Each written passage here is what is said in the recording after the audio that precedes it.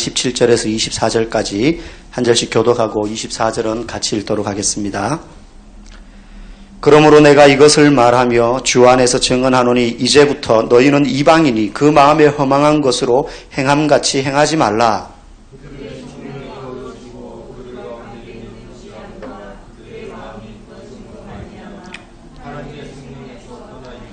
그들이 감각 없는 자가 되어 자신을 방탕에 방임하여 모든 더러운 것을 욕심으로 행하되 진리가 예수 안에 있는 것 같이 너희가 참으로 그에게서 듣고 또한 그 안에서 가르침을 받았을진데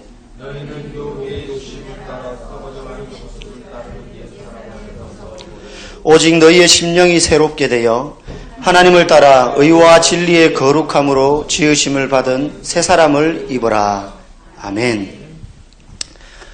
새 사람 되기라는 제목으로 말씀 전하도록 하겠습니다. 혹시 남자분들 이 군가를 기억하시는지 모르겠습니다. 제가 예전에 한번 언급했던 것 같은데요. 이거 잘 모르더라고요. 가사가 잘 모르는데 저는 이게 굉장히 기억에 남아요. 됐네 됐어 사람 됐어 새 사람 됐네. 군에 와서 충성하고 새 사람 됐네. 밝은 얼굴 힘찬 걸음 이만하면 어때? 이만하면 어때? 씩씩한 내 모습이 이만하면 어때? 뒤에 가사가 돼 있는데 너무 유치찬란해가지고 제가 읊지를 못하겠어요. 모르시죠 남자분들? 그죠?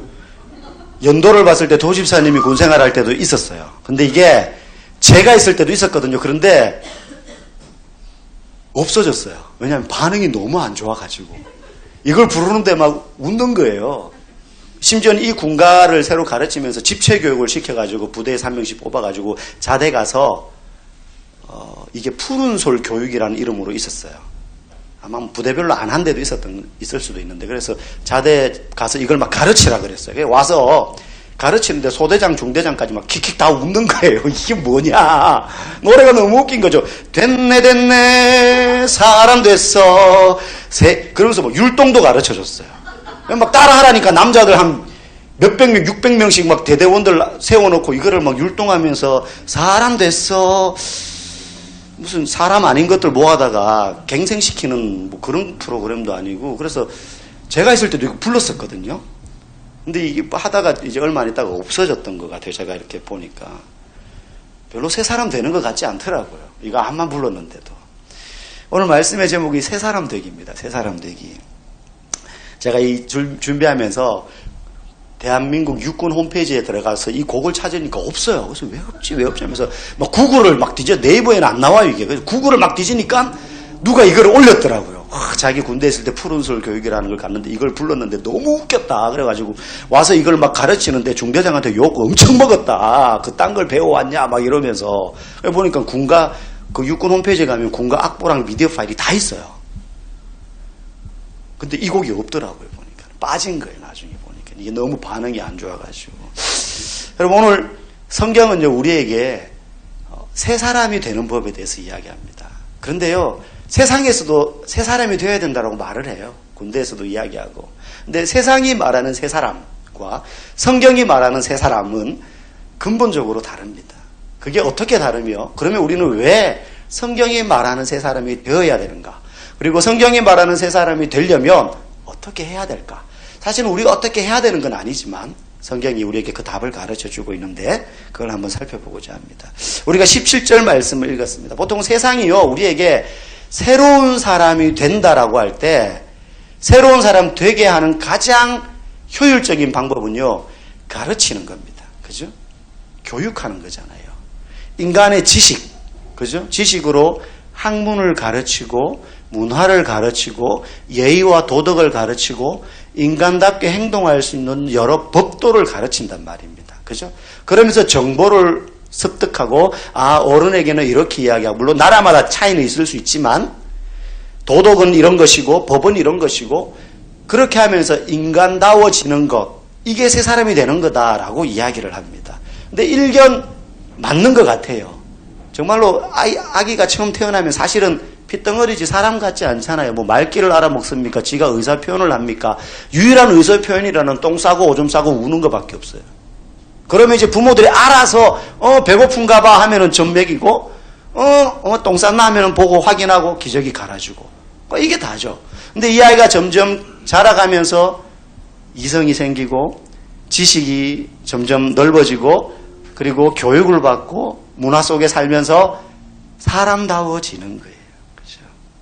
인간다워지는 거죠. 이게 세상이 말하는 새 사람이 된다는 겁니다. 심지어 죄를 지은 사람도 교육하고, 아까 제가 웃으면서 이 노래 불렀지만은 뭐 군가 부르고 새 사람 됐네 그러고 하면 갱생되어진다. 이게 세상이 말하는 지식과 이성과 정보와 문화를 가지고 만드는 새 사람 되는 방법. 이게 세상이 말하는 방법입니다. 그런데 여러분, 정말 새 사람이 되는가 하는 거예요. 지식과 이성으로 새 사람이 되느냐 하는 겁니다. 여러분, 우리는요, 정말 최첨단 시대에 살고 있습니다.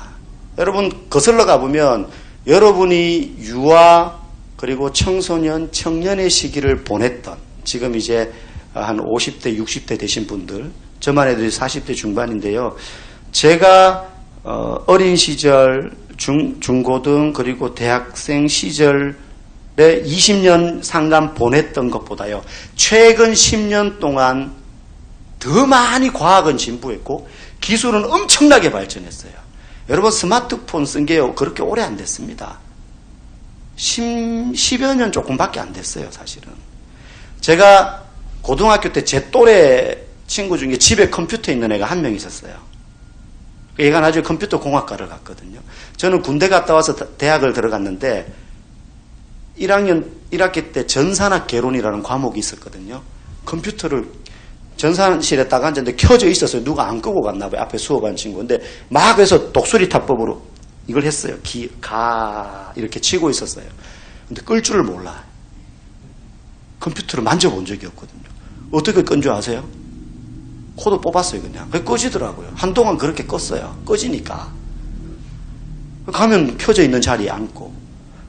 그런데요, 지금은 뭐 어린아이들부터 컴퓨터, 스마트폰 못 만지는 사람이 없습니다. 날씨를 예측합니다. 여러분, 스마트폰 어플에. 그거 하루에 한 번씩 확인 안 하시는 분들 없죠. 내일은 춥겠다. 비가 오겠다. 내일은 덥겠다. 내비게이션. 모르는 길도 두렵지 않아요. 옛날에는 미리 차마다 지도책 다 넣어가지고 주소 받아 적고 그래가지고 가다가 중간중간에 확인하는 거예요. 그래도 모르면 창문 열고 물어보는 거죠. 또 다 잘 가르쳐줘요. 그때는 낯선사. 요즘은 옆에 쭉 가가지고 차문 내려서 물어보려고 그러면 인신매매범인 줄 알고 도망갑니다. 대답 안 해줍니다.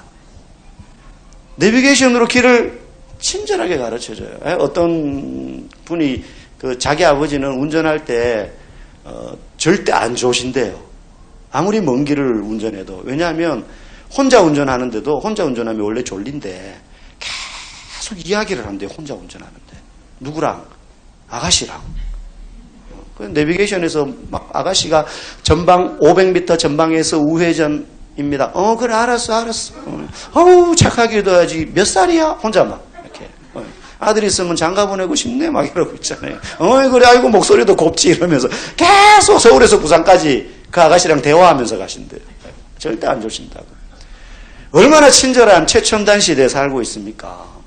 여러분, 스마트폰만 가지고 있으면요, 주식 어디에 투자를 해야 되나, 데이터 정보 후기, 망한 후기까지 다 올라옵니다. 여기에 투자했는데 나 망했어, 여기 하지 마세요, 뭐 이런 것부터 해서 어디에 돈이 되나, 어디 땅이 비싸나, 집값은 어떻게 되나, 뭐 앉아서 세상 돌아가는 것을 다 할 수 있는 시대에 살고 있는데 이게 불과 10년 상간에 일어난 일들이에요, 사실은. 그죠? 세상은 점점 더 편리해지고 살기 좋은 시대가 되었어요, 분명히. 차 없는 집 없고요. 스마트폰 없는 사람 없습니다. 학문도 더 발달했고요. 정보도 흘러 넘쳐서요. 앉아서 지구 반대편에서 일어난 일을 라이브로 볼 수 있습니다. 여러분, 페이스타임이나 스카이프 앱이나 동영상 통화 무료로 지구 반대편에 있는 사람하고 얼굴 보면서 통화하는 시대예요. 돈 한 푼 안 들이고. 깜짝 놀랄 일입니다. 제가요, 이렇게 옛날 촬영한 걸 이렇게 스마트폰에 들어있는 걸 보다 보니까 저희 큰 딸이 그때가 아마 돌이었던 돌인지 100일쯤 돼가지고 저희 장인들은 장모님, 저희 부모님 100일이었나요? 저희 할머니, 그러니까 우리 하연이로는 증조 할머니죠. 살아 계셨을 때. 다 모여가지고 막 하인이 뭐 축하해 뭐 이러던 장면을 제가 이렇게 찍었었어요. 가지고 제 장인어른한테 막 이제 한마디씩 축하해 한마디씩 해주세요 그러면서 이러고 있는데 제 장인어른이 그 말씀을 그거 조그마한데 뭐가 다 들어가나 그거 뭐 찍히나 사진은 영상은 카메라로만 찍는 줄 알았는데 이 전화기를 들고 이러니까 장인어른은 그거 뭐 찍히나 거기에 뭐가 되나 막 이러면서 이렇게 이야기하는 게 있더라고요. 그러니까 불과 10몇 년밖에 안 된 거예요. 그 시대가 얼마나 발전했습니까? 그런데 여러분 더 인생이 선명하고 미래가 예측 가능하고 내 삶이 미래 예측 가능하기 때문에 더 편안해졌습니까? 여러분 오히려요 옛날에 하지 않아도 되는 걱정을 더 많이 합니다. 지금 옛날에 하지 않아도 되는 걱정을 정보가 많다 보니 더 걱정을 많이 해야 돼요. 더 걱정을 많이 해야 돼요. 기술은 더 발전해졌는데 더 편리해졌는데 아는 게 더 많아졌는데 더 불안해요. 더 불편해요. 옛날에는요 집에 들어가는데 그냥 들어가서 문 열면 바로 집 방이에요. 그냥. 근데 요즘은 차 타고 들어갈 때부터 차단기가 있어요. 그게 열어줘야 들어가요. 지하주차장 가면 그냥 들어갑니까? 주차하고 난 다음에 또 들어가려면 또 뭐가 있어요. 그럼 착 열려야지 또 들어가요. 외부인은 들어가지도 못합니다. 엘리베이터를 타요. 쭉 올라가요. 집 앞에 또 번호를 띠띠띠띠 눌러야 돼요. 건전지라도 다 떨어져 보세요. 너무 불편해졌어요. 편리해진 것 같은데 편리해진 게 아니에요. 신경 쓸 게 너무 많아요. 사람들이요 스마트폰에 전화번호를 다 넣고 다니니까 자기 집 전화번호도 몰라요. 자기 집 전화번호도 몰라요. 예전에는 다 기억하고 다녔습니다. 그렇지 않습니까?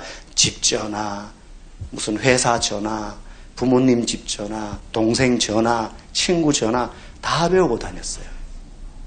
그런데 지금은 지역번호 되면 거기가 어딘지 잘 몰라요. 자기가 사는 지역만 아니면은 잘 몰라요. 063 어딘지 아세요, 여러분? 전라북도 사는 거기 사는 분은 알죠. 053은 경상도. 여러분 우리가요 편리해지고 더 최첨단이 되었는데 걱정은 더 많아지고 더 피곤해요. 더 피곤해요. 더 기억해야 될 게 많아졌는데 기억이 안 돼요. 여러분 예전에 스마트폰 없을 때는 세상 편하고 조용했습니다.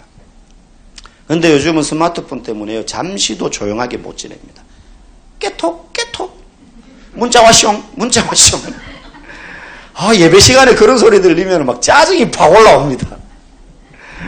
택배 주문해놓고는요 그 다음날 일어나자마자 어디쯤 왔는지 지금 정읍쯤 왔네. 내일쯤 천안쯤 올라오겠군. 아침에 해놓고 분명히 그날 밤이나 내일 아침 돼야 올 거 아는데도 또 막 들어가 봅니다. 언제 오나. 기사한테 문자 막 남깁니다. 언제쯤 오세요. 오기 전에 전화 주세요. 문자 확인하고. 수시로 구매 후기 적어야 되고 사진 찍어서 올려가지고 포인트 쌓아야 되고 너무 할 게 많아요. 너무 힘들어요. 오히려 너무 바쁘고 피곤해요. 세상 살기 좋아졌는데 여러분 그런 생각 들지 않습니까? 인간의 지식과 이성이요 편리함만을 주는 시대가 아니라는 겁니다. 옛날 사람들보다 우리는 더 많이 알고 또 더 많은 힘을 가지고 있는데요. 그렇다고 우리가 교육을 잘 받아서 인간성이 더 좋아졌느냐? 그것도 아니에요. 여러분 깜짝깜짝 놀랄 만한 잔혹 범죄들이 얼마나 자주 일어납니까? 어떻게 저런 일을 할 수가 있지? 어떻게 저런 짓을 저지르지? 옛날 같으면 말도 안 되는 그런 일들이요 하루가 멀다고 일어나고 있습니다. 존속살인, 돈 몇 푼 때문에 부모 죽이고 형제 죽이고 잔혹범죄. 여러분 학문이 발달하고 우리는 더 많이 배웠어요. 여러분 이게 지식의 문제가 아니라는 겁니다. 못 배워서 그런 게 아니라는 겁니다. 지금은 길거리에 널린 게 대학생입니다. 근데 여러분 똑똑히 배워서 좋은 학교 졸업해서 높은 자리에 올라간 사람은요 더 큰 죄 지어요. 지금 보면.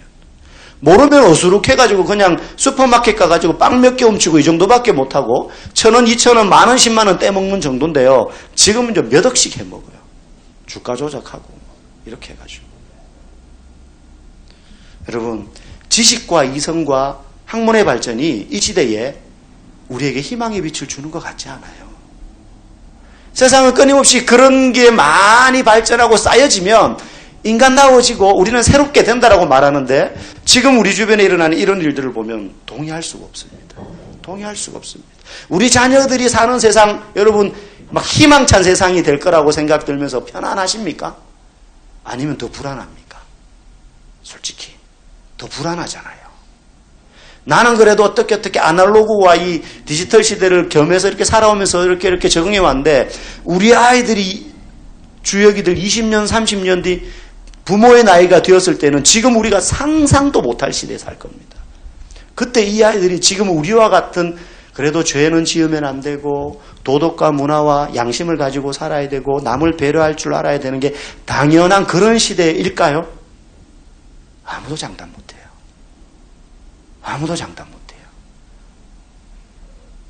인간의 지식과 이성이 우리에게 희망의 빛을 주지 않는다는 것입니다. 긍정적인 면도 있긴 있죠. 근데 본성적으로 그런 역할을 못한다는 거예요. 특별히 오늘 17절에 보니까 사도 바울이 이렇게 말합니다.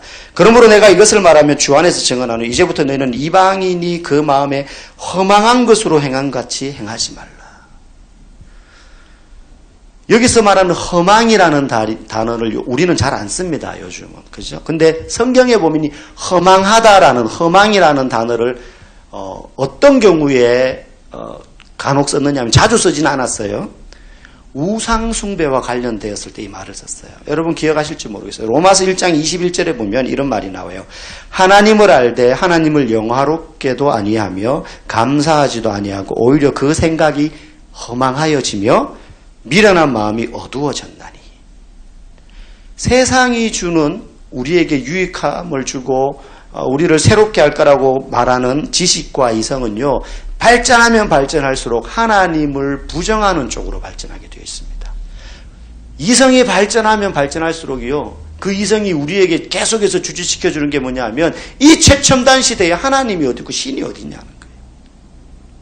그게 과학적이냐라고 이야기를 해요. 결국은 세상의 가르침은요. 하나님을 부정한 쪽으로 귀결되게 되어 있습니다. 그게 성경이 말하는 허망한 마음의 정체예요. 그리고 사람들은 아까 설명드린 것처럼 그런 지식과 이성이 우리에게 불안함을 없애주는 게 아니라 오히려 더 불안하고 마치 안개 낀 아침 길거리를 운전하는 것처럼 그런 인생을 사니까요. 점점점 두려워집니다. 그래서 계속 뭔가 이 두려움을 해소시킬 대상을 찾아요. 여기에 내 마음을 두면 내가 좀 더 편안할 것 같아. 저기에 내 마음을 두면 내가 좀 더 내 인생이 좀 안정될 것 같아. 그러면서 끊임없이 그 대상을 교체합니다. 처음엔 사람에게 의지합니다. 건강이 최고야라고 말합니다. 돈이 최고야 라고 말합니다. 쾌락을 찾습니다. 즐거움을 찾습니다. 끊임없이 그 허망한 마음에 있는 불안함을 채우고자 의지할 대상을 계속 교체해요. 사람들이. 여러분 돈 없으면요. 돈 있으면은 편안할 것 같죠. 그거는 없어 봐서 그래요. 물론 저도 없어 봐서 그렇지만은 돈이 있으면요. 거기에 이제 안주하고 만족하느냐? 아닙니다. 오늘 또 한 명의 전직 대통령이 포토라인 앞에 섰습니다. 저는 그걸 보면서요. 저 정도 명예의 자리에 올랐고 저렇게 돈이 많으면 그냥 공익을 위해서 좋은 일 하면서 나중에 은퇴하고 나서 사람들에게 칭송 받으며 그렇게 살면 안 되나? 또 뭐가 부족해서 뭐 이제 죄가 밝혀져야 되겠지만 어쨌든 저런 의욕을 살 만한 삶을 살까? 약간 이해가 안 가요. 그런데 한편으로는 나도 저 자리에 가면 저 사람하고 다르지 않을 것 같아 라는 생각이 들어요. 돈이 많으면 이 정도면 돼 라고 생각할 것 같은데 막상 그러고 나면 그걸로 절대 만족 못한다는 겁니다. 저는 그걸 배우고 있다고 생각해요. 누구라도 저 자리 가면 똑같아질 수 있다. 똑같아질 수 있다. 사람은 계속 의지할 대상을 교체합니다. 다시 말해서 이 마음의 허망함, 지식과 이성이 채워주지 못함으로 오는 마음의 허망함의 정체는요. 진짜 의지해야 될 대상을 찾지 못하는 데서 오는 마음의 공허함이라는 거예요. 지식이, 이성이, 과학이, 편리함이, 돈이 쾌락이, 즐거움이 허망함을 해결 못하더라는 거죠. 거기서 오는 문제가 오늘 인간의 진짜 문제라는 거예요. 그러면 이런 허망함, 이건 왜 생기는 걸까? 오늘 18절에 보니까요. 그들의 총명이 어두워지고 그들 가운데 있는 무지함과 그들의 마음이 굳어짐으로 말미암아 하나님의 생명에서 떠나게 되었다. 마음의 굳어짐. 마음의 굳어짐. 다시 말하면 21세기에 무슨 하나님이고 뭐 예수님이고 뭐 하나님의 아들이 십자가에서 죽었는데 부활했다느니 무슨 그런 헛된 소리를 하느냐라고 말하지만 그거는 비과학적이야. 이성에 맞지 않아. 지식적이지 않아 라고 말하는데 사실 그 마음속에 들어가면요. 항상 불안함과 두려움이 자리 잡고 있고 그러면서 동시에 예수님께 자신의 마음을 복종시키고 싶지 않은 불복종하고 싶은 죄의 마음이 있기 때문에 그 마음으로 꽉 굳어져 있는 거예요. 그래서 진리를 말해도 그게 진리건 비진리건 상관없어요. 듣기 싫어라는 거예요. 듣기 싫어. 마음이 굳어져 있다는 거죠. 결국 새 사람이 된다는 것은요. 좋은 교육을 받고 좋은 학교를 나오고 착한 마음을 품어서 도덕적으로 산다고 해서 새 사람이 되는 게 아니라 새 사람이 된다는 것은 그저 예전의 나쁜 점들을 좀 일부 고치는 것으로 되는 것이 아니라 우리의 영혼이 근본적으로 바뀌어야지만 새 사람이 된다는 겁니다. 차가 고장났는데 엔진이 완전히 퍼졌어요. 그런데 타이어 갈고 오일 채워놓고 핸들 바꾸고 라이트 새 거로 갈아 넣는다 그래가지고 그 차가 굴러갑니까? 아니에요. 차를 통째로 바꿔야 되는 거예요. 그럴 때는. 사람이 가지고 있는 근본적인 문제는 그 안에 있는 본질적인 것을 덜어내어서 완전히 개조, 완전히 새로운 제품으로 바꿔야 되는 거지. 라이트 좀 갈고 기름 좀 좋은 거 넣고 그런다고 바뀔 수 있는 상태가 아니라는 겁니다. 막 계속 기름 바꿔 넣어보고 타이어 새로 교체해보고 해보는 거예요. 사람들은. 돈으로 교체해보고 건강으로 교체해보고 쾌락으로 교체해보고 사회적인 명성으로 교체해보고 막 해보는데 계속 허망함이 오는 거죠. 그래서 우리의 심령이 완전히 바뀌어야 되는 것을 오늘 23절에 보니까 심령이 새롭게 되어야 된다라고 말합니다. 그럼 심령이 새롭게 된다는 것은 무슨 의미냐면 여기 앞에 하나가 빠졌어요. 심령이 새롭게 되는데 그 심령이 새롭게 된다는 사이에 성령으로 말미암아. 교육으로 되는 게 아니고 이성으로 되는 게 아니고 지식으로 되는 게 아니라는 거예요. 그 말은 내가 뭔가를 많이 배워서 내가 막 바꿔야지 해서 도덕적으로 살아야지 이렇게 양심적으로 살아야지 법을 잘 지켜야지 해서 막 노력해서 되는 것도 아니라는 거예요. 내 노력과 상관없이 내 안의 근본을 바꾸려면 성령께서 내 안에서 역사하셔야지만이 사람이 근본적으로 바뀌지 교육받아가지고 지식을 배워가지고 문화에 익숙해져가지고 도덕과 법을 잘 배워서 이런 짓 하면 안 돼 저런 짓 하면 안 돼라는 정도로 바뀌지 않는다는 것입니다. 여러분 마음이 심령이 새롭게 되는 것에 우리의 결단이 필요 없다는 건 아닙니다. 우리의 결단으로 출발은 합니다. 나 이제 정말로 그리스도인답게 살 거야. 나 심령이 성령으로 말미암아 새롭게 될 거야. 결단해요. 해야 돼요.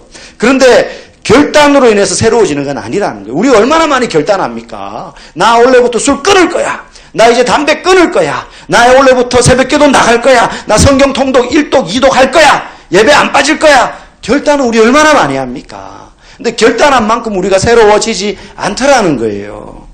그래서 24절에 의하면요. 심령이 새롭게 되면 우리의 마음이 어떻게 되느냐 하면 의와 진리의 거룩함으로 지음받은 새 사람이 된다라고 했는데 우리의 결단은 의와 진리와 거룩함하고 거리가 멀어요. 결단 막 많이 하고 막 외치고 구호 외치고 선서하고 막 회사에서 우리 시무식 할 때 되면은 막 그런 거 외치잖아요. 우리 회사에 오늘 목표, 올해 목표 막 뭐 하자, 뭐 고객 몇 명, 뭐 생산성 몇 프로 향상, 뭐 막 하는데 그 정도 가지고 되는 게 아니라는 거예요. 저도 이제 화성에 있을 때 거기 이제 교도소에도 여러 번 예배 인도하러 재소자들 예배 인도하러도 들어가 보고 기독교 예배 제일 많이 참석해요. 왠지 아세요?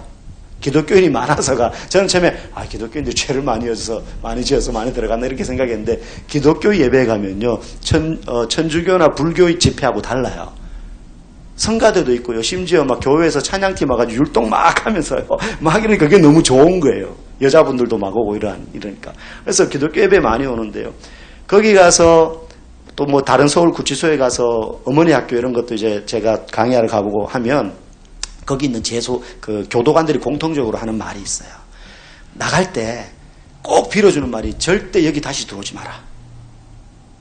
나가서 죄 짓지 말고 좀 바로 살아라. 여기 들어오지 마라. 이런 이야기 이제 덕담으로 해준대요. 그런데 한 몇 달 지나서 한 1년쯤 지나가지고 그냥 밤에 근무 서다가 그 사람 이름이나 주민번호를 탁 쳐본대요. 이제 출소해서 나간 사람. 그러면 거의 119, 199명은 다른 지방 어느 교도소에 다시 수감되어 있대요. 그러니까 교도소인데 교도가 안 돼요. 교도가 안 되는 거예요. 이 사람들이 나가면서 결단 안 하겠습니까? 나가서 내가 이번엔 안 걸려야지 이러면서 나가는 사람이 있겠어요? 내가 다시는 여기는 안 들어온다. 내가 이제는 바르게 살 거야. 내가 이제 남은 인생 허비하지 않을 거야. 나름 이런 결단하지 않겠어요? 남자들 군대 제대하면서 나름대로 결단하지 않습니까? 내가 나가서 진짜 마음만 먹으면 내가 이제 못 이겨낼 게 없겠어. 정말로 부모님께 효도하고 내가 정말 열심으로 이 젊은 인생을 살아야지. 결단 다 해요. 근데 결단으로 안 되더라는 거예요. 우리의 의지와 결단은요. 심지어 하나님을 위해서 헌신하겠다고 하는 결단조차도 때로는 우리의 이기적인 마음에서 시작될 때가 있습니다. 그래서 처음과 달리 시간이 지나면 변질돼요. 그래서 가끔 매스컴으로 접하는 큰 교회 목사님들, 그분들의 어떤 부도덕함, 이런 문제들을 볼 때 혀를 ጭጭ 차고 때로는 막 내가 내 잘못인 것처럼 얼굴이 붉어질 때가 있습니다. 그런데 그분들이요, 처음부터 그러지 않았어요. 그분들이 한국교회 수많은 목회자들과 성도들에게 선한 영향력을 끼치고 귀하게 쓰임받고 많은 이들의 멘토가 되고 모델이 되는 때가 있었습니다. 그런데요, 그 결단이 시간이 지나면서 명예를 얻고 지위에 올라가고 권력이 생기자 변질되는 겁니다. 결단으로 새롭게 되지 않습니다. 절대. 그러면 어떻게 하면 새롭게 됩니까? 오늘 24절에 보니까요. 따라해 봅시다. 하나님을 따라 의와 진리의 거룩함으로 지으심을 받은 새 사람을 입어라 라고 말합니다. 하나님을 따라야 된다는 거예요. 그러니까 내가 막 노력해서 되는 게 아니라는 거예요. 그럼 하나님을 따르는데 노력이 필요하지 않습니까? 자, 하나님을 따른다는 건 그럼 뭡니까? 20절, 21절에 나와요. 20절 제가 읽고 21절 여러분들 읽어보겠습니다. 오직 너희는 그리스도를 그같이 배우지 아니하였느니라.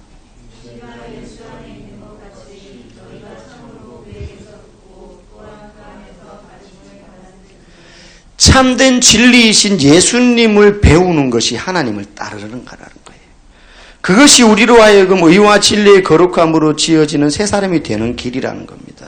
그때서야 불안하고 두려운 이 세상 속에서 뿌연 안개가 걷혀지고 비로소 선명한 빛을 따라가는, 선명한 빛을 따라 소망 가운데 살아갈 수 있다는 거예요. 그럼 그리스도를 배운다는 게 뭘까요? 그것은 요점 정리하거나 무슨 공식을 배우는 게 아닙니다. 아, 요러면 그리스도를 닮아가는 거야, 이런 게 없어요. 그냥 성경에 곳곳에 나오는 예수님의 흔적들이 있어요. 그냥 뭐 병자 고쳐주고 그냥 무슨 일하신 거를 말하는 게 아닙니다. 구약에도 나와요. 이새의 뿌리, 곧 다윗의 자손으로 오시는 그 예수님이 어떤 분이신지에 대해서 표현한 것들이 있어요. 그는 연한 손 같고 가난한 자들을 긍휼히 여기고. 그리스도를 배운다라는 건요, 그분이 한 행동을 따라하는 게, 우리는 예수님처럼 행동 못 따라합니다. 그분의 성품을 배워가야 된다는 거예요. 모세나 베드로의 성품을 배우시면 안 됩니다. 예수님의 성품을 배워가야 된다는 겁니다. 그 말은 마치 깊게 쌓인 눈밭을 걸어가려면 내 앞에 걸어간 사람의 발자국에 내 발을 그대로 얹으면 편하게 갈 수 있는 것과 같은 거예요. 다시 말해서 어떤 행동을 따라가는 게 아니라 실제 삶에서 제자로서 스승이 어떻게 살아갔는지, 어떤 마음을 가지고 사람들을 대했는지, 어떤 자세로 이 세상을 바라봤는지 그 생각과 마음과 성품을 알고 그 마음과 성품을 나의 성품으로 삼아서 따라가는 거예요. 도덕적으로 살라는 말이 아닙니다. 그저 양심 따라 살아 이런 정도가 아닙니다. 예수님은요, 나보다 남을 더 나은 사람으로 여겼고요, 주인으로 사실 수 있었지만 종으로 사셨고요, 군림하실 수 있었지만 그들을 위해서 죽어주셨습니다. 이거는 나도 십자가에 나를 못 박아 이런 게 아니라 낮아지고 다른 사람의 종이 되어야 되고 그들의 허물을 위하여서 그들의 아픔을 위해서 내가 중보할 수 있어야 되고 예수님이 주신 권세를 가지고 그들에게 생명의 길을 선포하는 사람으로서 살아가야 되는 그러한 삶의 태도와 가치관을 이야기하는 것입니다. 여러분, 부모가 자식을 닮아가는 것이 바로 예수님을 배우는 거예요. 부모가 자식을 닮아가는 거하고 똑같아요. 본대로 배우잖아요. 제가 이런 우스운 이야기를 들었어요. 라디오에서. 부부가 맞벌이를 하는데 애를 이렇게 막 키우기가 힘드니까는 이렇게 시골에 있는 부모님 집에 몇 달 맡긴 거예요. 그래서 막 부부가 장사를 하다가 한 석 달 만에 이제 애가 보고 싶어서 찾아갔대요. 강원도에 있었거든요. 근데 갓난애인데 한 7살, 8살 이렇게밖에 안 됐는데 엄마를 딱 보더니 얘가 하는 말이 어마이 아바이는 안 오더래요? 이렇게 말하는 거예요. 서울 살던 애가 강원도 사투리를 석 달 만에 배운 거예요. 할아버지 할머니하고 살다가 아바이는 안 오더래요? 이러면서 부모님이 깜짝 놀래가지고 얘 여기 그냥 두면 안 되겠다 가지고 당장 데려왔다는 이야기를 들었어요. 근데 똑같은 일이 저희 가정에도 있었거든요. 예, 둘째 이제 가져가지고 아내가 좀 힘들고 할 때 이제 저희 큰애를 시골에 좀 이렇게 맡겨놨었어요. 제 기억에는 2주? 뭐 길지는 않았던 것 같아요. 2, 3주. 근데 그 영상이 지금도 있거든요. 근데 애가 당연히 사투리를 쓰죠. 그때는. 경상도 사투리 애가 이제 막 아장아장 걷는데 사투리 쓰면서 하연이 어디가? 저기! 놀러! 막 그러는데 걷는데 뒷짐을 지고 이렇게 걷는 거예요. 3살짜리가 뒷짐 지고 이렇게. 누구 보고 배웠겠어요? 할아버지 보고 배운 거예요. 할아버지가 맨날 이렇게 걸으니까 팔자로 이렇게 해가지고 3살짜리 여자애가 그거 그렇게 가르쳐서 된 겁니까? 본대로 가는 거예요. 성경에 예수님이 어떻게 사셨는지를 우리에게 명확하게 보여줍니다. 그걸 따라가는 게 예수님을 배우는 것이고 그것이 심령이 새롭게 되는 겁니다. 여러분, 심령이 새롭게 되지 않으면 우리는 계속해서 세상의 가르침에 끌려다니며 살 수밖에 없습니다. 갤럭시 S9이 오면은 사야 돼요. 아이폰 신형이 나오면 사야 될 것 같아요. 계속 따라가고 끌려가는 거예요. 신차가 그릴 모양만 바꿔 나오는데 안 사면 나만 뒤처지는 것 같아요. 계속 끌려가야 돼요. 여러분, 심령이 새롭게 되지 않으면 우리는 세상의 가르침에 끌려가다가 그냥 세상 하직하는 거예요. 그러지 말고 여러분, 예수님을 따라 걸읍시다. 그분의 삶은 시대를 초월해서 변하지 않는 진리가 무엇인지를 우리에게 가르쳐 줍니다. 그렇기 때문에 내가 열심히 노력하는 것이 아니라 예수님이 어떻게 사셨는지를 말씀을 통하여 우리가 알고 그 말씀이 보여주는 예수님의 삶을 우리가 날마다 한 걸음씩 한 걸음씩 내디디면 우리는 의와 거룩함으로 지으심을 받은 새 사람으로서 이 땅을 승리하며 살아갈 수 있는 줄 믿습니다. 여러분이 그런 그리스도인 되기를, 제자 되기를 간절히 소망합니다. 함께 기도하겠습니다.